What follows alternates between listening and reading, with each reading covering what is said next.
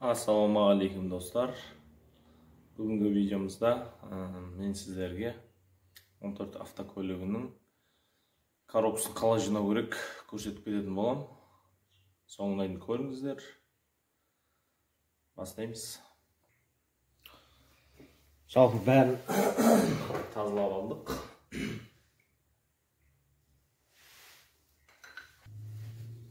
Вторичный вал дейді мынаны. Вторичный вал орнына қойып аламыз. Және содан кейін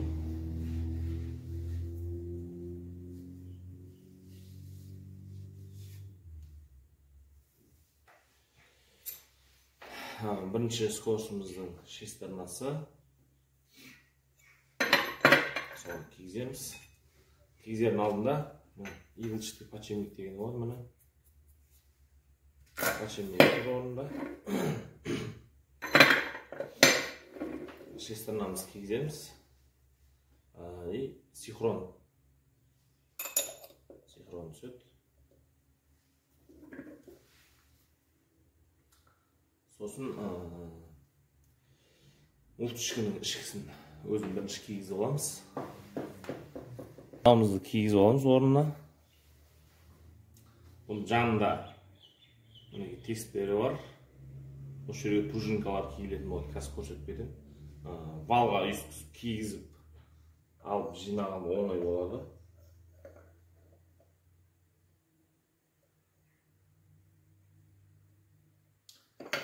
Мынау синхронның кетігі осы тесперге келу қажет. Осылай кигізсеңіздер де болады. Кигізіп алдық. Енді стопорный кольцасы бар. Муфтышканың айланбай тұрады. Бірінші скоростымыз айланады, ішінде подшипнигі бар. Бұл айланбайды. Стопорный кольцасы бар, осыны кигізіп аламыз.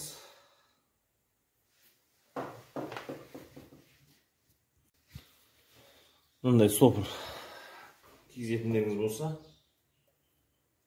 осымен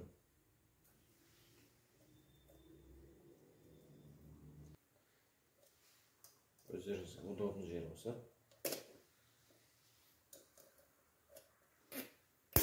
мінекей стопорды кигіздік.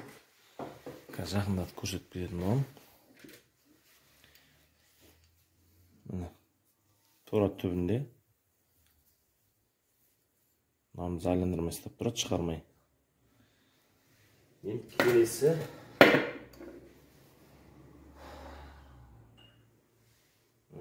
жаңа муфтышканың сыртын алып келдік. Осыны салатын боламыз орнына. Бұны шатаспаңыздар. Бір бетінде задний ход түсетін шестернасы, мынау зубы. Осы жоғары қарап түсу керек. Аяқ астына қарай шестернасы бар, үстіне қарап түседі. Тура осылай тұрған кезде.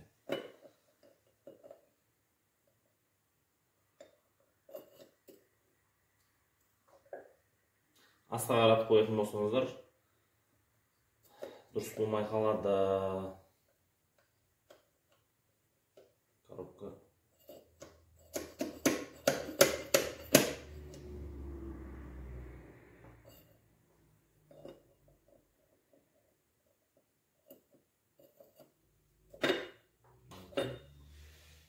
Так, ендігі мәселе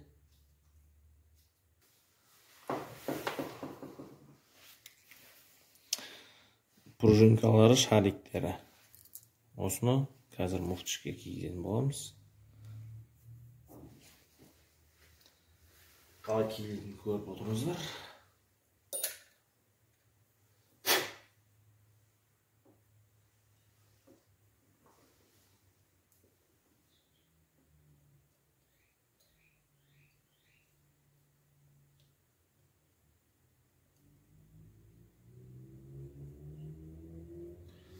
Мынаның бір екі жанында кетігі болады. Осы кетікті жоғары қаратамыз. Екі жанына емес, жоғарғы жағына қарататын боламыз.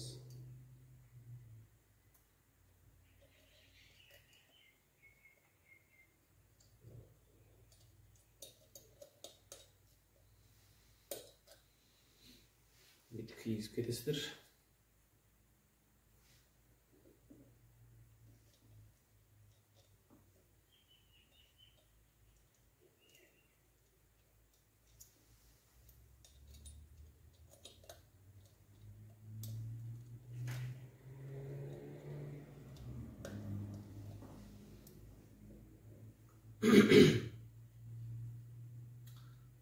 Бірінші осы пружинкасымен затын қойып аламыз орнына. Фиксаторный шайба дейді ғой.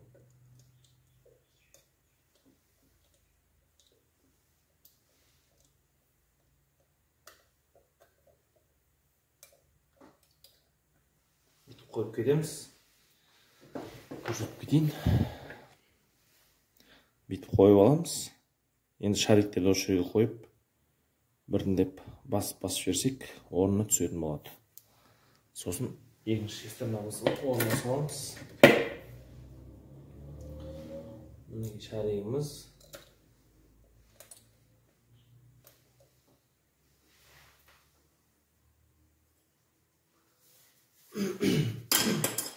Мынандай жалпақ отверткілеріңіз болса, кішкене жіңішкелеу болса да болады осындай.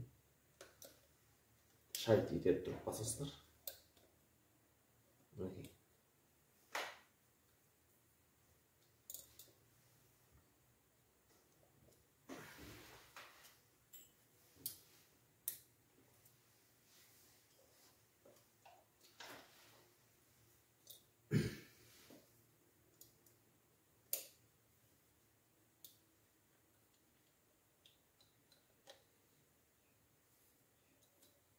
Шаригін итеріп тұрып басып жібересіздер.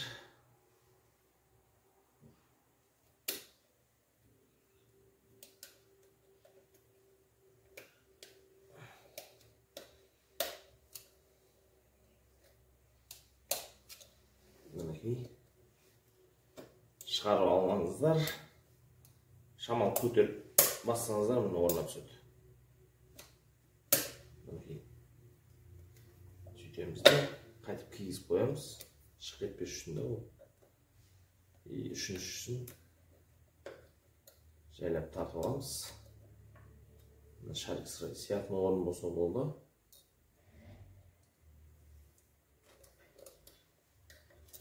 Міне шарик қойып төбесіне итерсеңіздер киіледі. Сосын бүйтіп көтерсеңіздер, бері қарай көтеріліп бірге басып қойасыздар. Мүшкіміз жалпы дайын болды. Ендігі мәселе иглчатый подшипник дейміз. Саламыз иглчатый подшипнигімізді. Міне екінші шестернаның скоростың шестернасы. Бұны салмастан бұрын жаңа айтып кеткен синхрон саламыз. Синхрон деген мінекей. Синхрон саламыз. Бұл да тоже жаңағыдай мынандай кетіктері бар. Бұл кетіктеріміз жаңа салған фиксаторный пружинкасымен тұрған фиксаторға қоямыз. Тура кетіреміз соған. Ашен жеріне қойсаңыздар, скоростқа түспей қалады жақсы. Жақсы түспей қалмайды, вообще түспей қалады. Осыға қойып аламыз и екінші шестернамызды кигізетін боламыз. Енді осының бетінен стопырлары бар. Стопырын кигіземіз қазір. Шарикпен тұратын стопыры, бірі мен екінші скоростқа ұстайтын стопырлары. Мінекей мынандай кішкене ғана шарик болады. Валымыздың түбінде тесігі бар. Осы тесікке шаригімізді қоямыз, бүткізіп киілді. Мынандай ортасында кетігі бар шайбелеріміз бар. Осы шаригіміз осыдан қарайды. Мінекей. Айналмай тұрады. Бұның сыртынан өзінің шайбасы бар. Бұл да тоже стопырный шайба. енді киіліп тұрады. Ол екінші скорсымыз сонда шестернамыз шығып кетіп сырты шайып сайланады, ішкі сайланбайды. Шайымыз ұстап тұрады. Ендігісі тағы да бағанағыдай иглчатый подшипнигіміз үшінші скорстікі.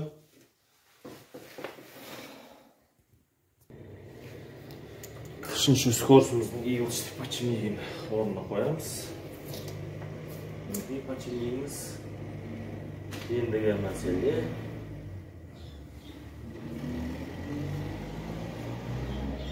шестернамызда. Бұл да тоже бағанағыдай, бұл жоғары қарап түседі. Мындай кетігі, мынау синхрон жүретін жері, синхронизатор дейді мынаны. Мұны жоғары қарап саласыздар. Тура жаңа жұмыс қайталанады.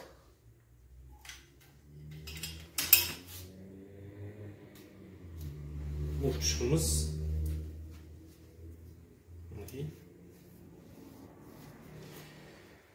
тоже мұфтышқымыз жаңағыдай қарайды. Бұның фиксаторный 3 шаригіміз мына 3 кетікке қарайды бұл да.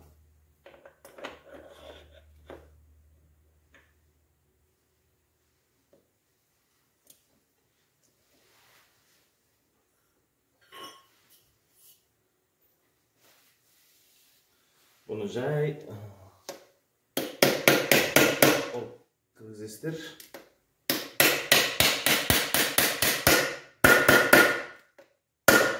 Дауысы шықты. Жалпы мұфтышқымыз киілді. Кетігіне киілді. Ендігі жұмысы төртінші скорсымыздың шестернасын саламыз. Жалпы вторичный валды, елочка дейді біреулер. Мен өзім вторичный вал деймін. Мынандай втулкасы болады. Осыны кигіземіз. Осының сыртынан иглчатый подшипнигіміз түседі. Тағы да бағанағыдай. Иглчатый подшипнигіміз саламыз. Бірақ бұл төртінші скорста мынандай шайбасы болады. Мына иглчатый подшипник қысқа болғандықтан осыны шайып салынған. Осы бетінен түседі.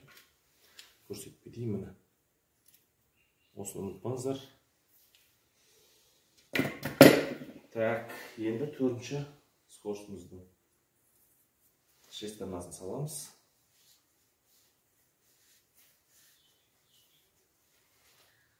Так.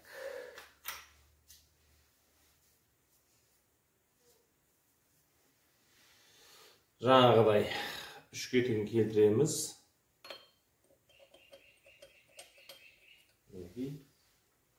Және де төртінші скорсымыздың шестернасын саламыз. Жалпы жиналды. Ендігі айта кететін жағдай.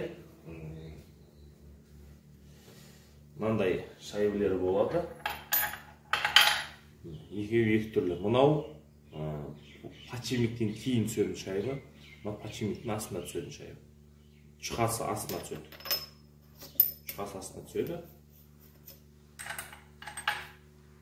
Одан кейінгісі подшипнигіміз түседі.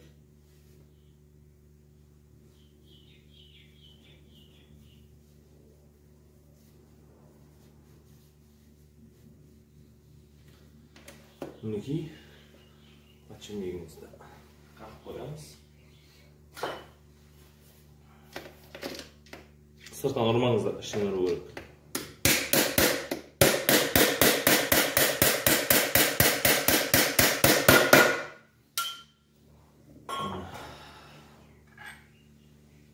Қақтық подшипнигімізді. Енді жаңағы қалың шайымыз подшипниктен кейін түседі. Бұның бетінен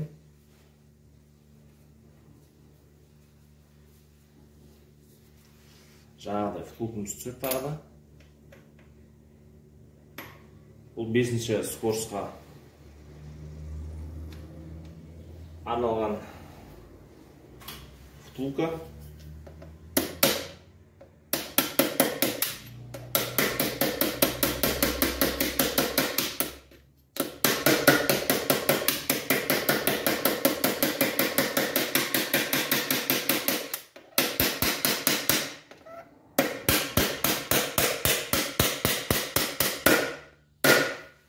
Мінекей. Так, жалпы елшігіміз дайын болғаннан соң тексеріп алыңыздар. Мінекей тексересіздер. Скоростьқа түсіп жатыр ма, түсіп жатыр ма? Мінекей. Міне. И 3-ші, 4-ші скоростьімізді осы тексереміз.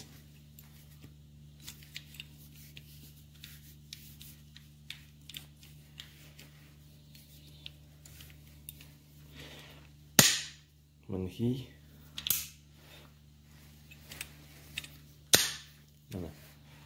Жалпы елшігіміз дұрыс жиналды. Енді ары қарай көріңіздер. Бірінші планетаркасын қоямыз орнына.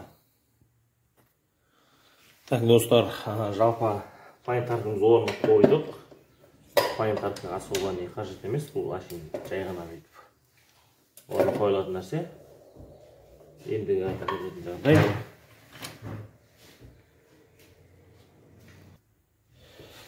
Міне, мынауымыз бірінші, екінші скоростьтің вилкасы.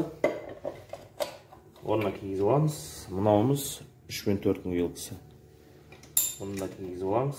Сосын киілгеннен кейін мына бетіне түсу керек. 3-ші скоростьіміз алдында тұрады, бірінші мен екініңкі артында тұрады. Первичный валымызбен екеуін бірге кигіземіз. Дәл осылай ұстап аламыз. Мінекей. Орнына апарып жай қоясыздар. Мынаяқта 1 мен 2-нің валы киілетін тесігі бар. Екі жерде. Сосын бұрап ырғап жібересіздер.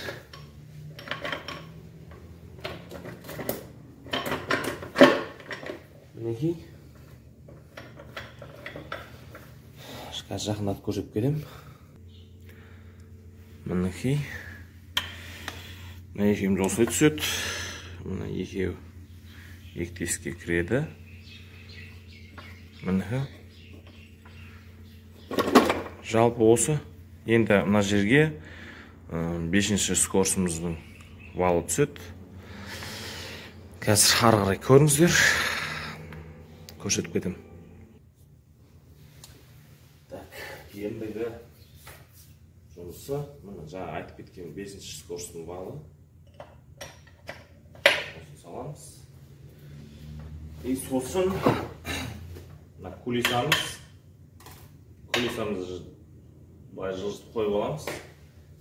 И және де ішкі кулисамыз түседі енді. Ішкі кулисамыз қаламыз қазір.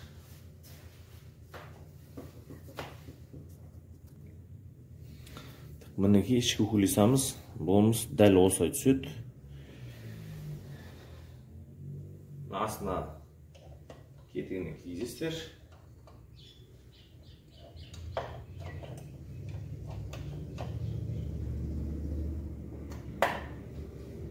Бұлайна жай көтерсеңіздер.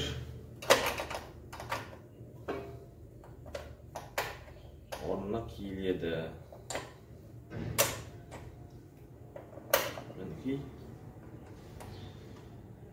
Шполтпен қатырып қоямыз. Қазір қатырамыз, сосын задний ход қалай салынатынын көрсететін боламын. Так, міне кулисамызды қатырып алдық. Енді сіздерге задний ходты жақында түсіріп көремін қазір қалай салынатынын. Міне кулисамызды шполтпен қатырып қойдық. Енді мына жерге задний ходымыз түседі. Так, міне шестернамыз. Міне астына киіледі. Мінекей, орнына түсті. Енді бұның валы бар. Қазір валын көрсетем. Мінекей мынандай валы. Осыны байлан кигізіп кетеміз.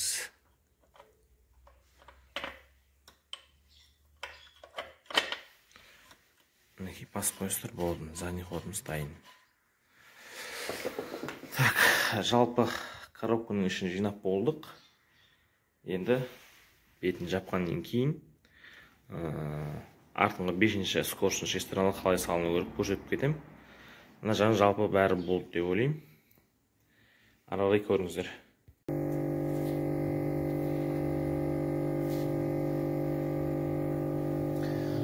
Достар, жалпы коробкамызда крыш айналасын крышын жауып алдық. Ендігі жұмысымыз мынау екі подшипниктің стопыры. Осын кигіземіз. Отверткамен подшипниктің стопыр киілетін қырынан бүйтіп көтереміз. Бір қолмен оңай келеді.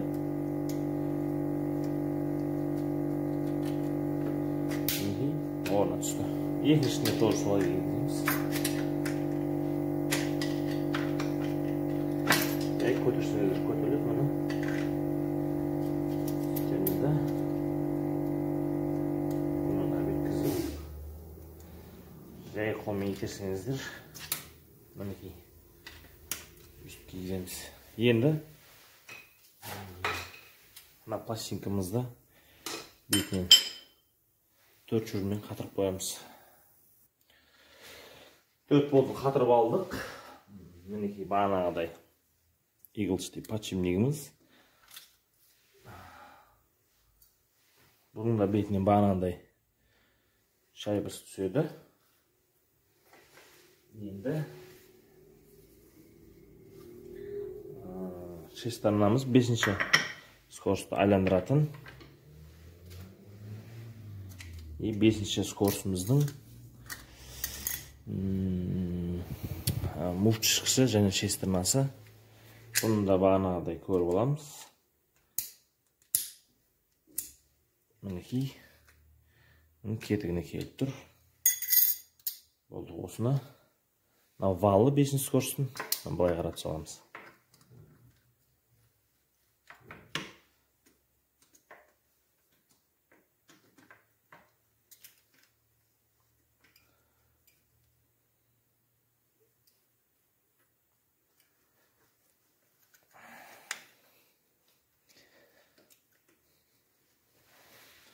Так, жалпы осылай кигізіп, жай қағамыз, сосын жанындағы болтын қатыратын боламыз.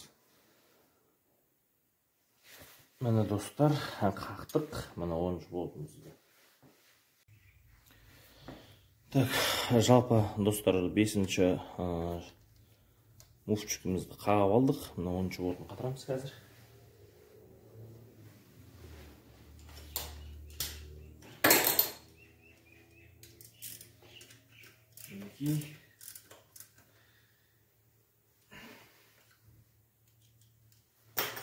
Ендігі мәселесі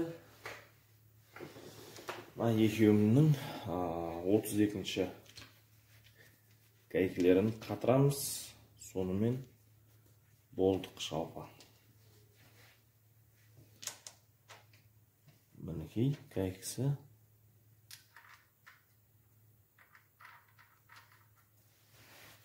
Болды, жалпы осыны қатырамыз. Сосын мына жерде кетігі тұр, осыны отверткамен ұрып қойыңыздар.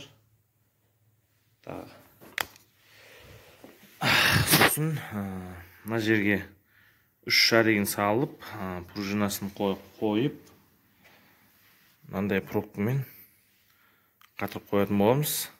Оны міндетті түрде салуларыңыз керек. Сосын мына болт шешсеңіздер, задний ходтың шаригі пружинкасы осы жерде тұрады. Болды, ендігі жұмысымыз крышкасын жабамыз. Жалпы болды.